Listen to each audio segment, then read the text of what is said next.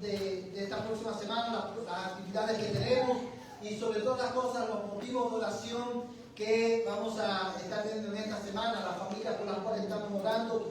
Quiero animarle a que tome tiempo, hermano, para revisar la aplicación de nuestra iglesia. También, hermano, quiero rápidamente recordarles que el próximo domingo, que es 14, es el último domingo en el cual vamos a estar reuniendo nuestra ofrenda para ayudar a la iglesia en Cuba. Si usted no lo ha hecho todavía y quiere hacerlo, este próximo domingo es el último domingo que lo vamos a estar haciendo. Al recoger esta ofrenda para Cuba, hermano, quiero recordarles que no es solamente cuestión de ofrendar, es también orar por la iglesia en Cuba que está sufriendo, y orar por esa nación que está pasando por momentos bien difíciles. Quiero, hermanos, el culto de Navidad. Sí, el culto de Navidad lo vamos a tener también el día 14. Quiero, hermanos, recordarles, hermanos, este servicio. Yo quiero darle información a los miembros de la iglesia acerca de esta actividad en esta semana. Yo quiero pedirle que tengan esto en mente. Gracias por recordarlo. Y quiero animarles, hermanos, que a este servicio de Navidad que vamos a tener el día 14, que oremos, hermanos, y que invitemos a otra persona a venir a escuchar también la palabra del Señor ese día. Porque al final, el servicio de Navidad, hermanos, no es más que la celebración, y yo quiero enfatizar esto, hermano, porque nos va a motivar a invitar a otras personas. El servicio de Navidad, cada vez que la iglesia celebra Navidad, no estamos celebrando el cumpleaños de Cristo.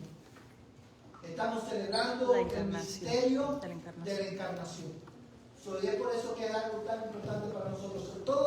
A todos los niños hasta 6 años van a pasar con la hermana Adi, y los niños de 7 años en adelante se quedan con nosotros para escuchar la palabra del Señor juntos.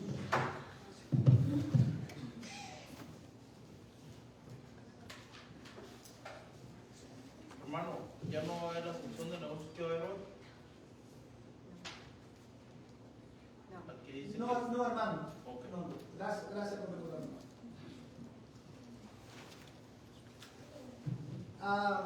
Hermanos, vamos a orar. Vamos a pedir al Señor que Él abra nuestra vida a través de su palabra en esta mañana. Padre, en esta mañana venimos delante de tu presencia, oh Dios, para alabar tu nombre, adorarte y darte gracias, Señor, por esta gran oportunidad que tú nos has dado de poder escuchar tu palabra, Señor, de participar de la mesa, de poder cantar tu palabra. Te damos gracias, Señor, oh Dios del cielo, porque tú hoy nos has traído, Señor, a tu casa para hacernos bien, para acercarnos a ti, para transformarnos más a tu imagen. Amado Dios, en esta hora yo quiero rogarte que al proclamar tu palabra, tu Espíritu Santo hable a nuestras vidas. Quiero rogarte, Señor, que tú abras nuestros corazones para que podamos entender tu palabra, para que la podamos poner en práctica, para la gloria de tu nombre, Señor, y el bien de nuestras almas. Yo te lo ruego, Señor, en el nombre de Jesús. Señor amado, yo te suplico en el nombre de Cristo, que tú, Señor, uses tu palabra hoy para traer pecadores a la salvación.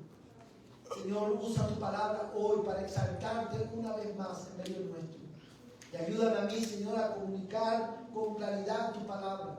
Ayúdame, Señor, a comunicar tu palabra en el poder de tu Espíritu Santo.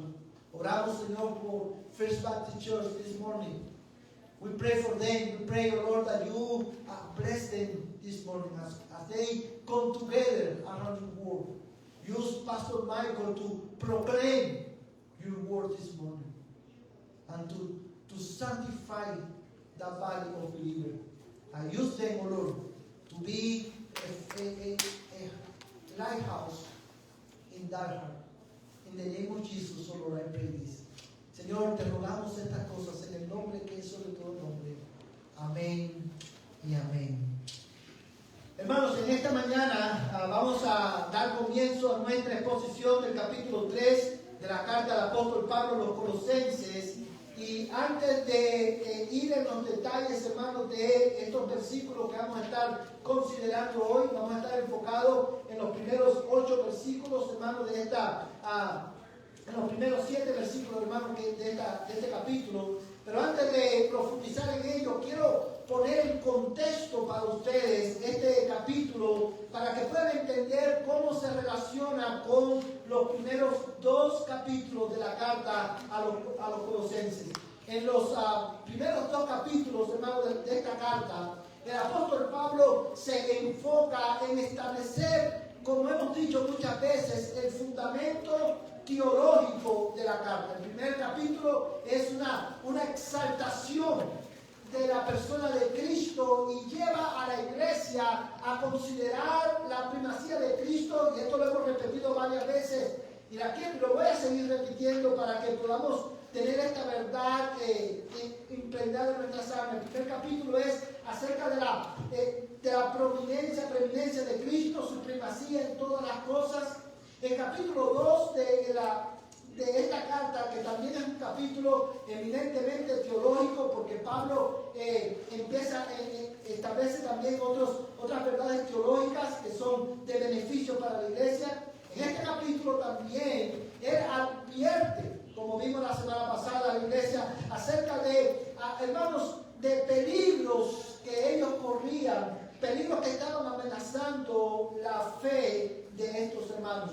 En el capítulo 2 nosotros vamos a encontrar advertencias, expresiones como a que nadie os engañe, que nadie os haga cautivo, que nadie sea vuestro juez, que nadie os defraude.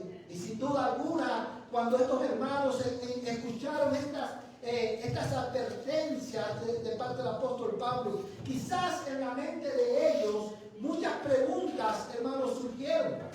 Preguntas como: ¿cómo podemos mantenernos firmes? ¿Qué significa ser cristianos verdaderamente? Recuerda que todas estas doctrinas falsas y falsas enseñanzas estaban presentando delante de estos hermanos, estaban seduciendo a estos hermanos con un cristianismo completamente diferente, con un estilo de vida, con una religión completamente diferente. Y a partir del capítulo 3, el apóstol Pablo se enfoca en responder a preguntas que quizás surgieron en la mente de estos hermanos, como: ¿qué significa ser cristiano? ¿Cuál es la naturaleza misma del cristianismo? ¿Cómo una persona puede no solamente ser cristiano, sino también permanecer firmes hasta el principio? Y estas son preguntas válidas. Preguntas que no solamente seguramente se hicieron estos creyentes, sino que también son preguntas que hoy muchas personas se hacen hoy, en este tiempo moderno. Los primeros 2 capítulos de Colosenses son eminentemente doctrinales, y el capítulo 3 y el capítulo 4 son capítulos en los que Pablo se enfoca en traer estas verdades doctrinales a casa. En otras palabras, él ahora se va a enfocar en aplicar todas las verdades teológicas que él ha enseñado acerca de Cristo a la vida diaria de la iglesia.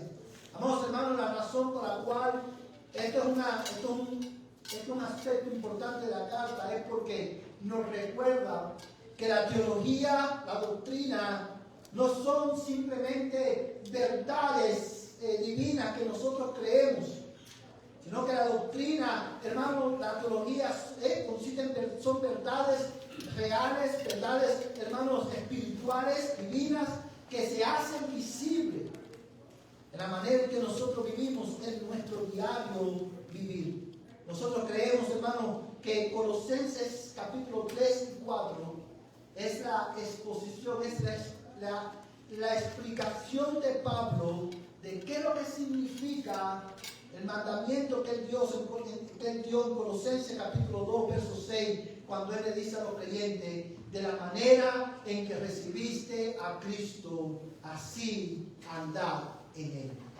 En el capítulo 3 y 4, que vamos a comenzar a considerar hoy, Pablo nos explica en qué consiste este mandamiento. Este mensaje en esta mañana es para todos los cristianos que dudan cuando el mundo los seduce. Este mensaje es para los cristianos que dudan cuando el mundo nos seduce a seguir un evangelio diferente. Este mensaje también es para el religioso que no entiende, no ha entendido todavía ¿qué significa ser cristiano? Y para todos aquellos a quienes Dios les ha despertado en su alma una curiosidad santa acerca de la naturaleza de la vida cristiana. Este mensaje que hoy vamos a estar predicando es para cada alma que está bajo este techo. Y es por eso que tú y yo debemos prestar cuidadosa atención a estos versículos. Amados hermanos, hoy con esto en mente quiero predicar un mensaje titulado Una vida resucitada, sus características. Si alguien nos preguntara en esta mañana, o si alguien te preguntara qué es la vida cristiana, qué es vivir la vida cristiana, yo creo que a la luz de los versículos que vamos a estar mirando hoy, podemos responder que vivir la vida cristiana es vivir una vida resucitada. Una vida resucitada. Y hoy vamos a estar considerando, hermanos, 3 características de la vida cristiana. O 3 características de una vida resucitada en Cristo. Y lo primero que yo quiero considerar con ustedes en esta mañana es precisamente, amados hermanos, acerca de esta vida resucitada, su origen sobrenatural. Su origen sobrenatural. Mira el capítulo 3, verso 1. Dice la palabra de Dios: si habéis pues resucitado con Cristo, buscad las cosas de arriba, donde está Cristo sentado a la diestra de Dios. Quiero que prestes atención a la manera en que este capítulo comienza. Dice el capítulo 3, si habéis resucitado con Cristo. Esta es una expresión, hermano, fundamental. Y esto por 3 razones básicas. La primera, porque establece, hermano, el fundamento doctrinal sobre el cual Pablo va a construir todas las exhortaciones que él va a dar en el capítulo 3 y en el capítulo 4. Todo lo que vamos a estar mirando en estos capítulos se basa sobre la verdad, parte de la presuposición de que todos los que son parte de la iglesia de los Colosenses son personas que han resucitado con Cristo, que han nacido de nuevo. Son todas estas características y todas las implicaciones de la verdad de que Cristo es Señor, que esto está en estos 2 últimos capítulos. Hermanos, son verdades que se ilustran, que se hacen visibles en personas que han resucitado con Cristo, que han nacido con Cristo. En segundo lugar, amados hermanos, esta expresión es importante porque llama a los creyentes a considerar las implicaciones prácticas del Evangelio en la vida diaria. Pero también, y muy importante, esta expresión, si habéis resucitado con Cristo, es importante, hermanos, porque señala precisamente el origen sobrenatural de la vida cristiana. La vida cristiana no es un oficio que nosotros podemos aprender por imitación. No es algo que nosotros aprendemos, hermano, como por ejemplo un hijo aprende carpintería o mecánica de su padre. Tampoco se adquiere por asociación. No eres cristiano, no puedes vivir no vives una vida resucitada automáticamente por ser parte de un hogar cristiano. Con esto, yo sé que usted y yo lo hemos escuchado muchas veces. No eres parte de la vida cristiana, no vives una vida cristiana sencillamente por asistir a una iglesia cristiana. La expresión, si habéis resucitado con Cristo, nos lleva a considerar la verdad que la vida cristiana es un milagro espiritual. Es un milagro espiritual que Dios opera. Vamos, hermanos, la vida cristiana es un milagro, tiene su origen sobrenatural por 2 razones. En primer lugar, porque, amados hermanos, vivir la vida cristiana, vivir una vida resucitada, es contrario a la inclinación natural del hombre. Es por eso que tú no lo puedes aprender, es por eso que nadie no lo adquiere por asociación. Hermano, ni siquiera la vida cristiana la puedes imitar por un largo periodo de tiempo. Hay personas que lucen como cristianos, que parecen ser cristianos, pero no lo son. Es por eso, hermanos hermanos, que Pablo exhorta en el capítulo 2 acerca de todas estas religiones falsas estaban rodeando esta iglesia. Y él le dice, todas estas reglas, todos estos principios y rudimentos que son acordes a este mundo, no tienen valor alguno contra los apetitos de la carne, porque no hay rito al que tú te sometas. No hay, hermano, proceso al que tú te sometas. No hay una fórmula que tú puedas implementar en tu vida que te haga cristiano. No es algo que eras.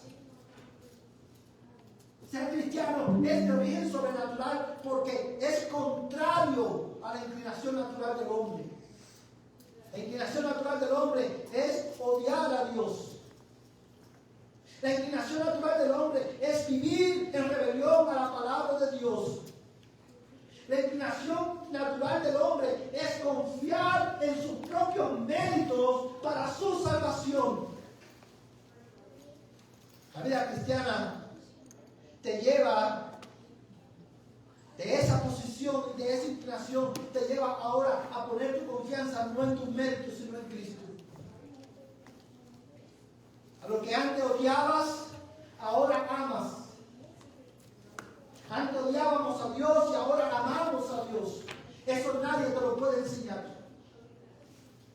Eso es contrario a nuestra naturaleza. Lo que antes amábamos, ahora odiamos. Y eso es contrario a nuestra naturaleza. Antes amábamos al pecado, ahora odiamos al pecado. Amados hermanos, la vida cristiana es una vida sobrenatural, tiene su origen, es de origen sobrenatural. No solamente, amados hermanos, porque es contraria a la inclinación natural del hombre, sino también porque la vida cristiana, hermanos, es la obra sobrenatural del Espíritu Santo en la vida de pecadores. Y es por eso que Pablo la llama aquí una vida resucitada, si pues habéis resucitado con Cristo. Y es interesante, amados hermanos, que esta descripción que él hace. ¿Sabes por qué, hermano? Porque cuando Pablo describe la vida cristiana como una vida resucitada, el Espíritu Santo, hermano, está enfatizando que el Espíritu Santo, por medio de la palabra, usa su palabra para obrar en nosotros un milagro. Y este es el milagro, hermano. El milagro es, hermano, que el Espíritu Santo nos hace morir con Cristo a nuestro pecado. Yo creo que tú lo mires, hermano, en el hecho de que cuando Pablo dice se habéis resucitado con Cristo, tú no puedes resucitar si primero tú no mueres. Y es aquí el milagro. Para ser cristiano es necesario morir primero. La Biblia habla de nuestra unión con Cristo, como vimos la semana pasada, en su muerte, como una experiencia espiritual, como una experiencia real y vital en el alma del creyente. Allí comienza la verdadera libertad, ahí comienza la verdadera vida, cuando por la obra de Dios, por la obra del Espíritu Santo, tú mueres al pecado, unes tu vida con Cristo en su muerte. Y en ese momento tú mueres al poder del pecado y a la condenación del pecado para vivir una vida de obediencia. Amados hermanos, una vez más, ningún rito puede causar esto en tu alma. Una vida resucitada, todos aquellos que hemos resucitado con Cristo, hemos resucitado porque por la gracia de Dios hemos muerto con Cristo. Hemos muerto al pecado. Amados hermanos, y esto era lo que los hermanos de la iglesia de los colosenses y nosotros necesitamos tener en mente. Una vez más, había maestros que ofrecían que sus consejos parecían sabios, pero no tenían valor alguno contra los apetitos de la carne. No podían refrenar, hermanos, los impulsos pecaminosos de la carne. ¿Cómo nosotros podemos refrenar el pecado, hermano? Una vez más, los falsos maestros, toda la sabiduría humana que ellos estaban empleando, tenían como objetivo tratar de enseñar a los colosenses a poner su confianza en ritos que iban a supuestamente a refrenar el pecado. Pero cuando Pablo le dice a la iglesia de los colosenses, si habéis resucitado con Cristo, Pablo está dando por sentado, está implicando que, amados hermanos, para poder vencer el pecado, necesitamos morir al pecado. También nos enseña, amados hermanos, que Cristo, hermano, la vida cristiana no es acerca de refrenar el pecado en tu vida. La vida cristiana, hermano, es acerca de hacer morir el pecado en tu vida. No es cuestión de refrenarlo, no es cuestión hermano, de disfrazarlo. Es cuestión de matar el pecado en tu vida. Si tú quieres ser cristiano, escúchame bien en esta mañana, si tú quieres ser cristiano, tú necesitas morir. Morir con Cristo al poder del pecado, para resucitar por el poder del Espíritu Santo en una vida nueva. Y mira cómo Cristo, hermano, nos enseña esta verdad en Juan capítulo 12, versos 24 al 25. Juan capítulo 12, versos 24 al 25.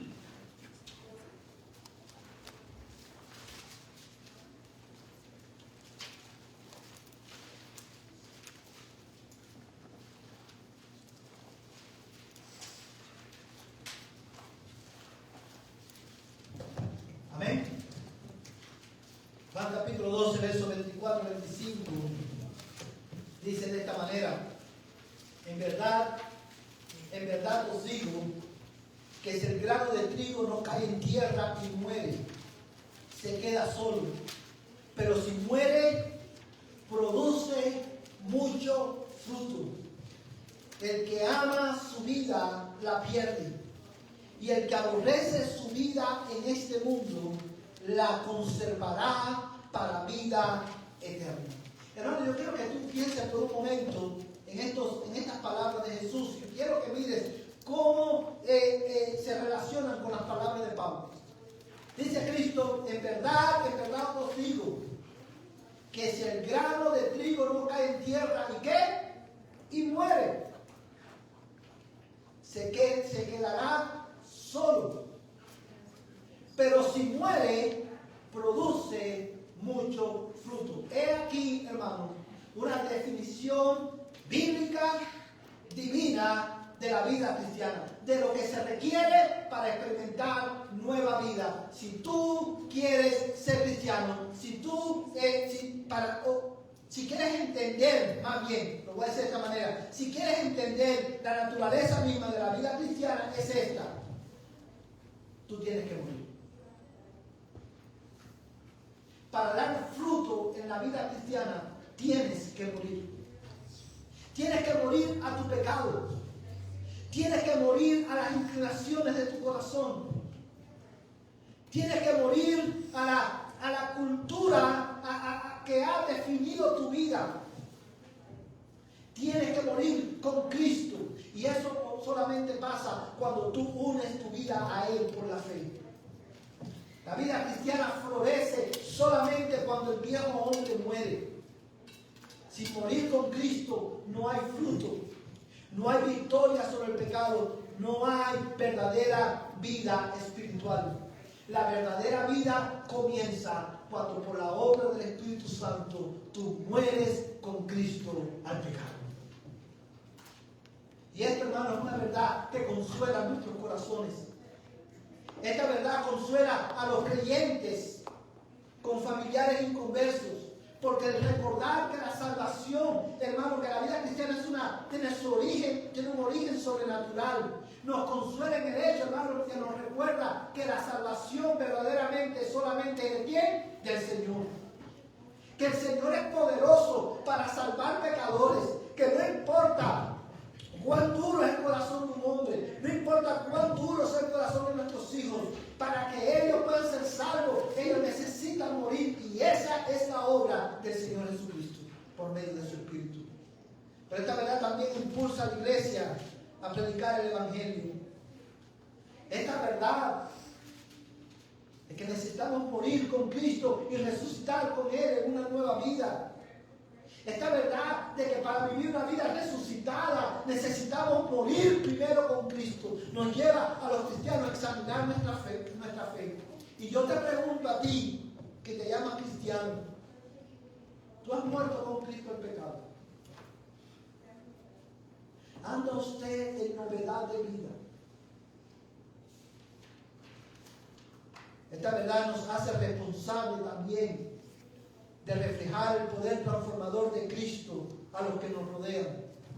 Hermanos y hermanas, nuestro estilo de vida debe reflejar la naturaleza sobrenatural de la vida cristiana. Y la razón por la cual yo, hermano, enfatizo esto es por lo siguiente. Porque hay veces, yo quiero ser sensible en esto que voy a decir, hermano, quiero ser lo más respetuoso en esto que voy a decir, pero quiero que me escuches, hermano, y que medites en ello. Sí, la vida cristiana es de origen sobrenatural. Sí, solamente Cristo nos puede hacer nacer de nuevo. Sí, necesitamos morir al pecado con Cristo y ser resucitados con Él. Esa es la esencia de la vida cristiana. Estamos todos de acuerdo con esto. Sin embargo, hay una realidad, hermano, y es que en nuestros hogares, nuestros hijos inconversos que crecen en la iglesia, que vienen con nosotros domingo tras domingo, hermano, a la iglesia, al contemplar la manera en que nosotros vivimos en nuestro hogar. No cuando venimos a la iglesia. Cuando venimos a la iglesia, ellos nos ven levantar las manos y cantar y todos sonrientes. La versión que le damos a nuestras vidas, a nuestros hijos muchas veces en la iglesia, es la versión de las redes sociales. ¿Usted sabe la versión de las redes sociales? Si tú ves una familia en las redes sociales, todo es, ¿qué cosa? Maravilla. Todos son felices, todos se aman, todos van viendo un poco a toda vela.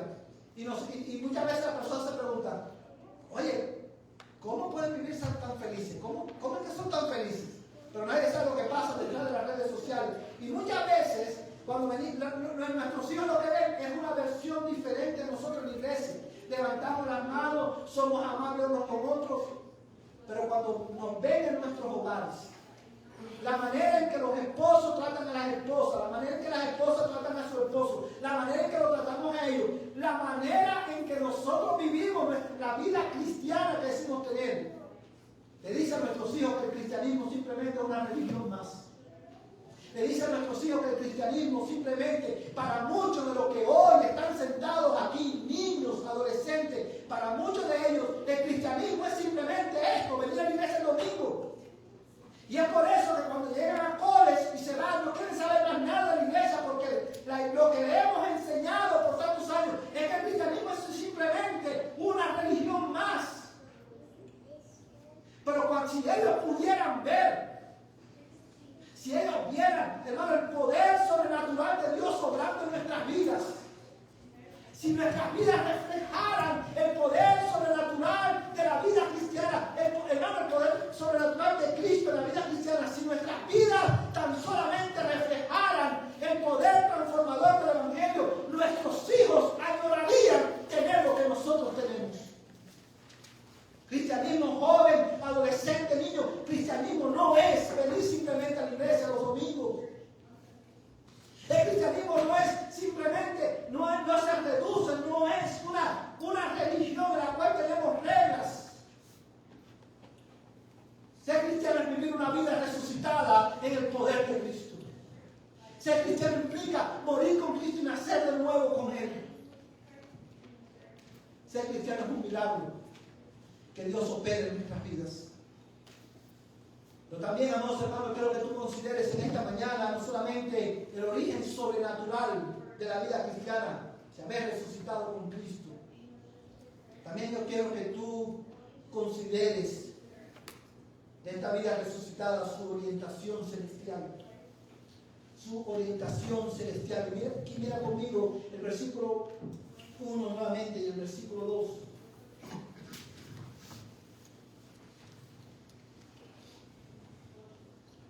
Amén. Dice la palabra de Dios, si puedes haber resucitado con Cristo, buscad las cosas de arriba, donde está Cristo sentado a la diestra de Dios. Poned la mira en las cosas de arriba y no en la de la tierra. Verso 3. Porque habéis muerto y vuestra vida está escondida con Cristo en Dios. Hermanos, mira, en estos versículos, hermanos, específicamente en el versículo 1 y en el versículo 2, nosotros encontramos dos verbos que indican una acción constante de parte del cristiano, de parte de aquellos que hemos resucitado con Cristo en una nueva vida. Y estos dos verbos son, hermano, buscar y poner. Una vez más, hermano, estos verbos nos llevan a considerar la responsabilidad que nosotros tenemos como creyentes. Hermano, y la razón por la cual quiero resaltar estos dos verbos es porque si bien es verdad que el Espíritu Santo es quien nos une a Cristo en su muerte y en su resurrección para que andemos en novedad de vida, esta nueva vida no es una vida pasiva. La vida resucitada es una vida activa completamente. La vida antigua estaba orientada hacia lo terrenal, lo temporal, lo carnal, lo diabólico. Pero la vida, amados hermanos, esta vida resucitada se caracteriza por una orientación celestial. Y esta orientación celestial, hermano, de la vida resucitada, de la vida cristiana, se manifiesta en acciones diarias que revelan nuevas prioridades en la vida del pecador, que es renovado y que es transformado.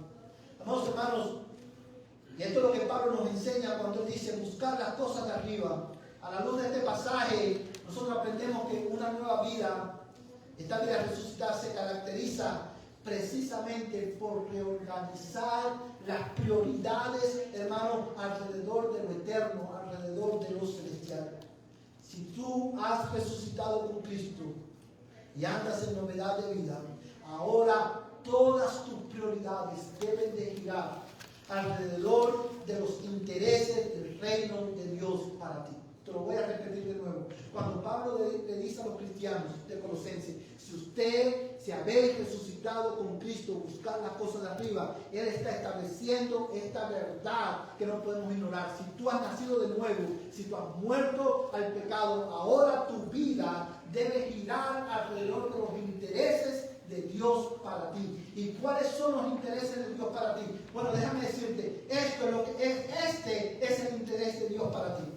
Este es el interés del reino de Dios para ti, que tú seas más como Cristo. Los intereses del reino de Dios para ti, hermano, es que tú vivas para la gloria de Dios, que te parezcas más a Cristo en todo lo que tú haces, que vivas de tal manera que tus prioridades reflejen los valores del reino de Dios. Eso es lo que Dios quiere para ti. Y esto, hermano, es consistente con las palabras de Cristo.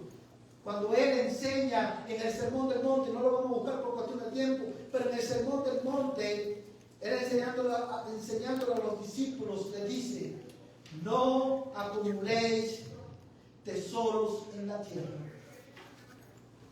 donde la polilla y la herrumbre destruyen, y donde ladrones penetran y roban.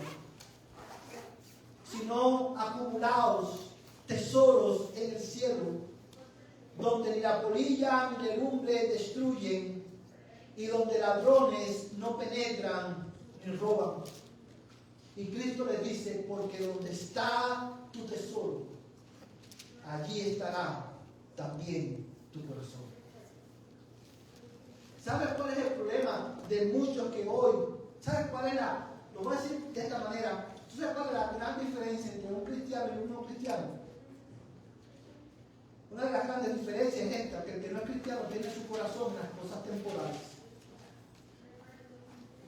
Pero los cristianos, los que han nacido de nuevo, los que viven vida resucitada, tienen su corazón en las cosas del cielo. Y cuando yo hablo, aleluya, de tener nuestro corazón en las cosas del cielo, estoy hablando, hermano, de que la diferencia básica entre un cristiano y un no cristiano es que el que es cristiano tiene sus afectos en el cielo. Su voluntad es regida por los intereses del cielo, donde está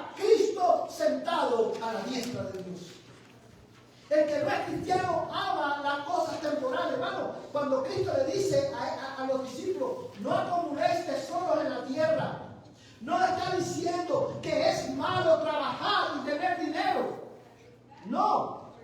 Lo que Cristo está diciendo es, no ames las cosas temporales de este mundo. No las ames. No pongas tu corazón en lo temporal. Eso es lo que significa cuando dice, no acumules tesoros en la tierra. ¿Por qué? Dice Cristo, donde la polilla, cuando él dice, donde la polilla y la lumbre destruyen, y donde ladrones penetran y roban, está haciendo referencia precisamente al carácter temporal de las cosas de este mundo.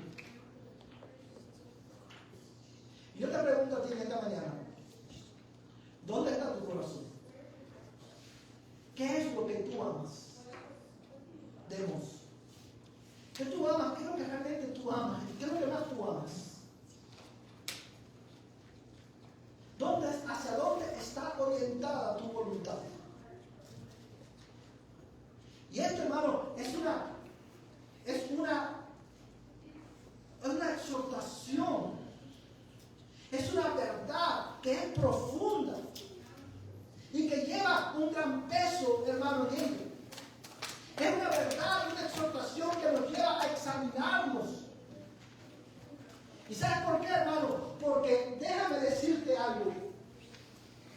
Todo lo que Pablo está diciendo en Colosenses, si habéis resucitado con Cristo, busca las cosas de arriba, pon tu corazón, tus afectos, tu voluntad en el reino de Dios. No es opcional. El buscar las cosas de arriba, el poner tu corazón en el cielo, el vivir una vida gobernada por los valores del reino del cielo, es el resultado de vivir una vida resucitada. Y la razón por la cual es importante es porque destruye todas nuestras excusas. Hermano, ¿cuántas excusas tú y yo no ponemos para no buscar el reino de Dios primero? ¿Tú recuerdas la palabra de Cristo muy cercana a esta que acabamos de leer? Cuando Él le dice a sus discípulos, buscad qué cosa primero, el reino de Dios y su justicia, y todas las demás cosas serán dadas por añadidura. Busca, hermano, ¿sabes lo que implica buscar las cosas que están arriba de arriba y no las de la tierra? Eso implica que tú vas a renunciar a todo lo que te impida crecer más a la imagen de Cristo.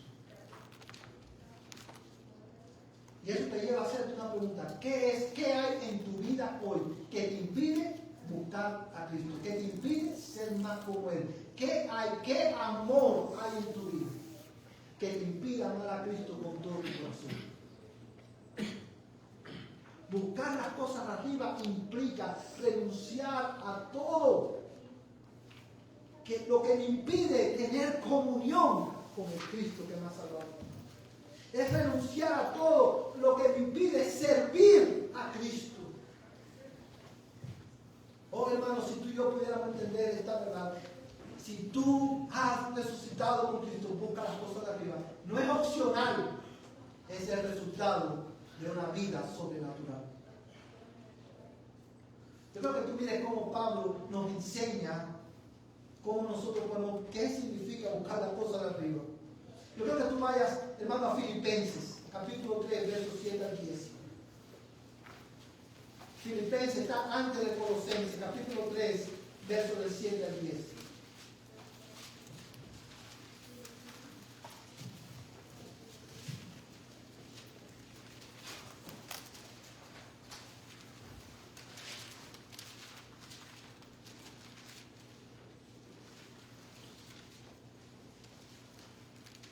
Amén. Filipenses capítulo 3, versos 7 al 10 dice la palabra de Dios: pero todo lo que para mí era ganancia, lo he estimado como pérdida por amor de Cristo. Y aún más yo estimo como pérdida todas las cosas en vista del incomparable valor de conocer a Cristo Jesús, mi Señor, porque lo he perdido todo y lo considero como basura a fin de ganar a Cristo y ser hallado en Él, no teniendo mi propia justicia derivada de la fe, sino la que es por la fe en Cristo, la justicia que procede de Dios sobre la base de la fe, y conocerle a Él, el poder de su resurrección y la participación de sus padecimientos, llegando a ser como Él en su muerte. Hermano, ¿qué significa buscar las cosas de arriba? Pablo nos explica bien en este pasaje. Dice Pablo, quiero que tú mires el versículo 7 y 8 nuevamente. Pero todo lo que para mí era, ¿qué cosa? Ganancia. Lo he estimado como pérdida por amor de Cristo. Y aún, mira el verso 8, y aún más, yo estimo como pérdida todas las cosas en vista de ¿qué? Del incomparable valor de conocer a Cristo Jesús, mi Señor. Y mira cómo Pablo sigue diciendo, porque lo he perdido todo y lo considero como ¿qué? Como basura, a fin de ganar a Cristo. Hermano, buscar las cosas de arriba, hermano, implica, eso se hace visible en que el conocer a Cristo, escúchame bien, el conocer a Cristo y ser más como Él, viene a ser el factor que gobierna tu vida. El conocer a Cristo viene a ser, hermano, el factor que gobierna tu schedule. Tú organizas tu vida alrededor de este conocimiento incomparable de Cristo. Para ti, conocer a Cristo es tan importante que toda tu vida, tu horario de trabajo, tu tiempo en la familia, tu tiempo con el mundo, gira alrededor de buscar más y conocer a Cristo. Todo lo que me impide acercarme más a Él, todo lo que me impide conocerle más a Él, todo lo que me impide servirle más a Él, yo lo voy a quitar. Todo es basura. Cuando lo comparamos con el valor de conocer a Cristo. Mi pregunta es, ¿tú y yo podemos decir lo mismo? Para mí conocer a Cristo es tan importante que yo, no importa si lo que tenga que perder, yo quiero conocerle más. Yo quiero conocerle más.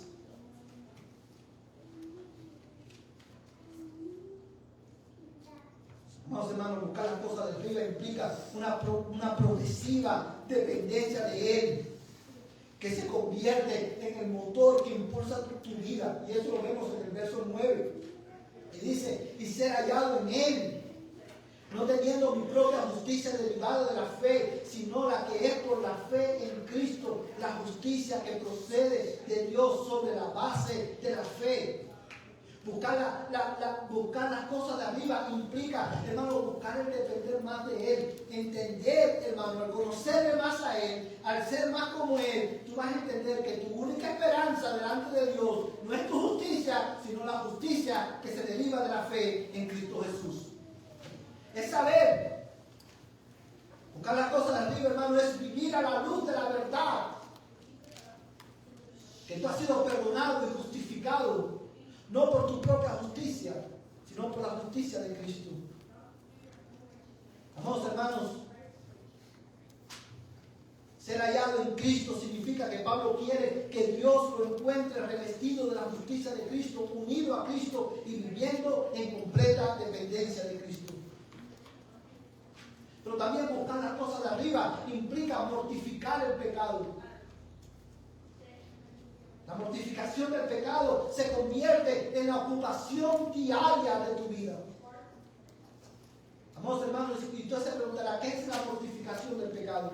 Bueno, la mortificación del pecado no es más que la obra del Espíritu Santo mediante la cual el creyente, hermano, debilita, combate y da muerte continuamente a los deseos de la carne, a las acciones pecaminosas que moran todavía en nosotros. A eso es lo que él se refiere cuando él dice, amados hermanos, en el verso 10, y conocerle a Él, el poder de su resurrección y la participación en su padecimiento, llegando a ser como Él en su muerte. El que ha resucitado con Cristo busca las cosas arriba y en consecuencia mortifica su pecado todos los días. Hermanos, la razón por la cual este concepto de la mortificación del pecado, hermanos, buscar las cosas de arriba implica buscar el ser más como Cristo, ser más santo cada día. Y para ser más santo cada día necesitamos matar el pecado que hay en nosotros.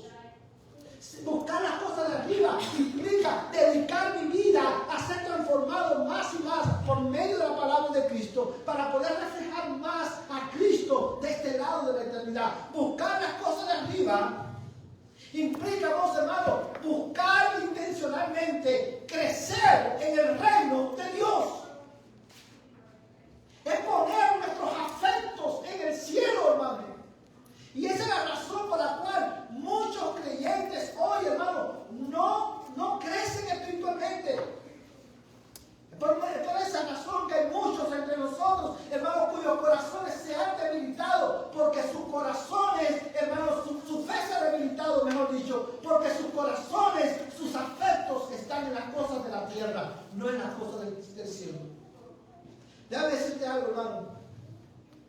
John Owen, uno de los puritanos, decía: amigo, mata al pecado o el pecado te matará a ti. Buscar las cosas de arriba implica la continua mortificación del pecado por medio de la palabra de Dios. Eso implica que tú te vas a exponer diariamente a escuchar la palabra de Dios ser predicada, a leer la palabra de Dios, hermano, a meditar en la palabra de Dios. Eso significa que tú te vas a exponer, tú vas a organizar, tú siempre vas a buscar un hueco, un espacio en tu horario para tener comunión con tus hermanos, para orar con tus hermanos, leer la Biblia con tus hermanos, servir con tus hermanos, para que junto a tus hermanos tú puedas crecer a la imagen de Cristo, para junto con tus hermanos traer el cielo a la tierra. Busca las cosas de arriba. El problema nuestro es que nuestros corazones están tan arraigados a las cosas del mundo. Hermano, les tengo que decir algo sencillito a la luz de Colosenses capítulo 2 y capítulo 3. Cuando Pablo dice por el Espíritu Santo, y esto lo voy a decir, hermano, sin disculparme, porque yo voy a dar cuenta a Dios por la vida de cada uno de ustedes. Todos nosotros, a la luz de lo que hemos visto en este pasaje, si habéis resucitado con Cristo, buscar las cosas de arriba y no las de la tierra. A la luz de esa verdad, ya hemos visto lo que eso significa. Todos nosotros que nunca tenemos tiempo para orar con nuestros hermanos, que nunca tenemos tiempo para servir, que nunca tenemos tiempo para meditar, profundizar en la lectura de la Biblia, en la meditación de la palabra de Dios, no es porque no tenemos tiempo. Es porque nuestro corazón está enfocado en las cosas temporales de este mundo. Nuestros ojos, nuestros afectos no están en el cielo. Tu horario, tu schedule está lleno de las cosas que tú realmente amas. No hay otra manera de verlo, hermano. Tu horario está lleno de las cosas que tú realmente valoras y amas. Si tu corazón está en el cielo, en tu horario siempre va a haber un tiempo para buscar a Dios, crecer en la gracia y expandir su reino. Busca las cosas de arriba. No te hagas tesoros en la tierra. No ames las cosas temporales. Está bien, para nosotros poder lograr esto, hermano, necesitamos ser renovados en nuestro entendimiento. Pero eso Pablo continúa, vamos a regresar a Colosenses capítulo 3, Pablo continúa diciendo, hermano, buscar las cosas de arriba, donde está Cristo sentado a la diestra de Dios, y dice el verso 2, poned la mira en las cosas de arriba, y no en las de la tierra. Amados hermanos, para poder vivir de esta manera, para poder buscar las cosas de arriba, tú y yo necesitamos ser renovado en nuestro entendimiento. Y esto lo decimos, hermano, porque la expresión poner la mirada en las cosas de arriba, la manera en que está escrito en el griego significa literalmente esto: pon tu pensamiento en el cielo. No solamente tus afectos, tus pensamientos, que tus pensamientos sean renovados por la verdad de Cristo y de su reino, que tu pensamiento sea renovado constantemente por las verdades del Evangelio. Y esto lo vemos, hermano, en que cuando en el verso 3 dice: si habéis pues resucitado con Cristo, buscad las cosas de arriba, donde Cristo está ¿qué? Sentado a la diestra de Dios. Y esa expresión, sentado a la diestra de Dios, habla de la suficiencia de la obra de Cristo en nuestro lugar. Cuando tu mente es renovada constantemente con el Evangelio, cuando tu mente es, hermano, renovada por las verdades eternas de la palabra de Dios regularmente, entonces tú vas a poder poner tus afectos en el cielo.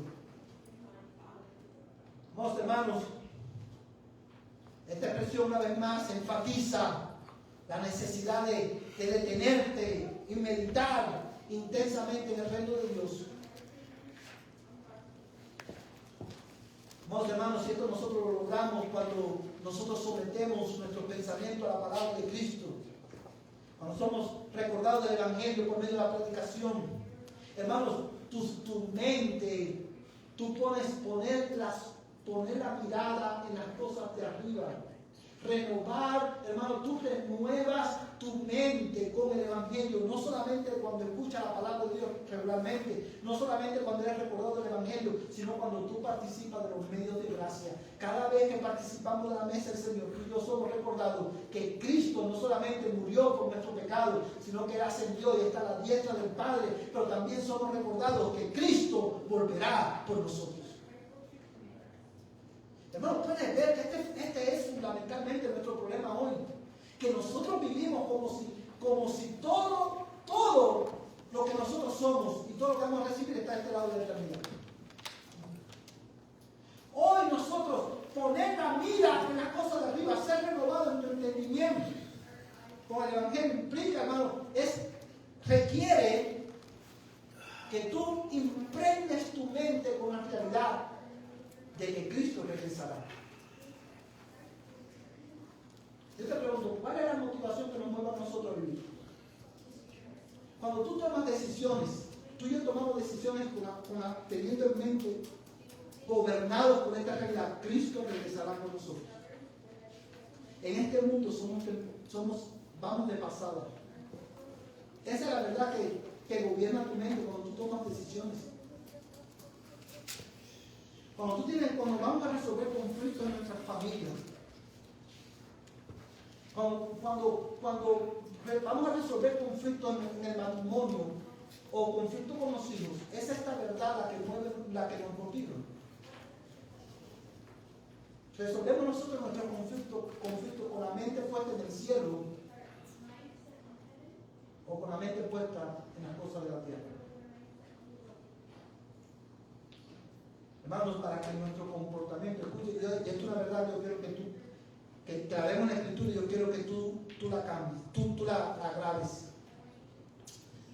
Para que tu comportamiento cambie, ¿sabes lo que necesita cambiar? Tu manera de pensar. Cuando tu manera de pensar es renovada por el Evangelio, tú vas a comportarte de una manera digna del Evangelio. Es por eso es que Pablo comienza este capítulo enfatizando el origen sobrenatural del Evangelio, porque eso no es algo que nosotros producimos, es algo que Dios opera en nuestras vidas. Tú necesitas ser renovado en la manera en que tú ves la vida. Tus emociones necesitan ser sometidas a la palabra de Dios. Oh, mi hermano, acerca de esta vida resucitada, no ignores su origen sobrenatural. Acerca de esta vida resucitada, no ignores su orientación celestial. Y antes de pasar al último punto en esta mañana, quiero preguntarte, ¿hacia dónde está orientado tu corazón? La respuesta a esa pregunta te va a decir si verdaderamente tú eres cristiano o no. hacia dónde está orientado tu corazón. Si tu corazón está orientado hacia las cosas de este mundo, si tu corazón ama las cosas de este mundo, déjame decirte, tú hoy necesitas nacer de nuevo. Esa realidad tú no la puedes cambiar por ti mismo. Tus afectos, tu voluntad, tus emociones, tu intelecto está dañado profundamente, totalmente por el pecado. Tú no puedes cambiar. No hay, una vez más, este es el argumento de Pablo, no es rito que tú hagas que te va a hacer más santo o más espiritual. Tú necesitas nacer de nuevo por el poder del Espíritu Santo. Si tú no eres creyente, hoy Cristo te llama a creer. Pon tu fe en Él. Arrepiéntete de tus pecados para que tus pecados sean perdonados. Dios te dé vida eterna. Tú necesitas nacer de nuevo. Y si tú eres creyente, tú necesitas que el Evangelio reoriente tu corazón a las cosas del cielo.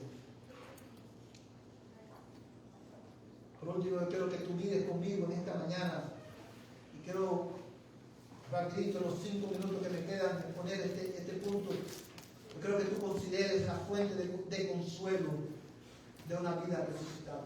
¿Cuál es el consuelo que nos impulsa a vivir? Amados hermanos, este estilo de vida renovado, transformado, resucitado. Yo quiero que tú mires el versículo 3, nuevamente, Colosenses 3, verso 3. Dice la palabra de Dios: porque habéis muerto y vuestra vida está escondida con Cristo en Dios. Cuando Cristo en nuestra vida sea manifestado, entonces vosotros también seréis manifestados con Él en su gloria. 3 cosas importantes en este versículo, hermano. En primer lugar, el consuelo el consuelo que sostiene. La vida, hermanos, resucitada. El consuelo que gobierna la mente de aquellos que hemos resucitado con Cristo es este: que nuestra vida está escondida en Dios con Cristo. ¿Sabe lo que eso significa, hermano? Eso significa, esa es una expresión, cuando Pablo dice en el versículo 3, porque habéis muerto y vuestra vida está escondida con Cristo en Dios, está haciendo referencia, amados hermanos, a la seguridad eterna que los cristianos tenemos. El diablo no puede arrebatarnos de la mano de Dios, el pecado no nos podrá separar de Dios, porque nuestra vida está escondida con Cristo en Dios. Los cristianos en Él estamos seguros. Por eso es que Pablo, cuando escribe a los romanos, le dice, hace esta pregunta y dice: ¿quién nos separará del amor de Cristo? Tribulación, angustia, hambre, desnudez, peligro, espada, lo presente, lo porvenir. Dice, ni la muerte ni la vida, nada nos podrá separar del amor de Dios que es en Cristo Jesús. ¿Sabes por qué? Porque cuando morimos con Cristo y resucitamos con Él en novedad de vida, nuestra vida es escondida con Cristo en Dios. En Él estamos seguros. El diablo no nos podrá arrebatar de las manos de Dios.